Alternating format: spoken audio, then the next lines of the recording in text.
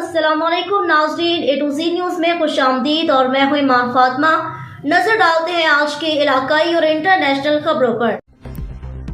शुरकोट से खबर शामिल करते हैं। ब्यूरो चीफ साजिद शेख की रिपोर्ट के मुताबिक जनाब कॉलेज में atomic scientist Sirajuddin Urfi science and Hazrat Sultan Bahu academic achievement award launching ceremony की तकरीब का इनेकाद किया गया।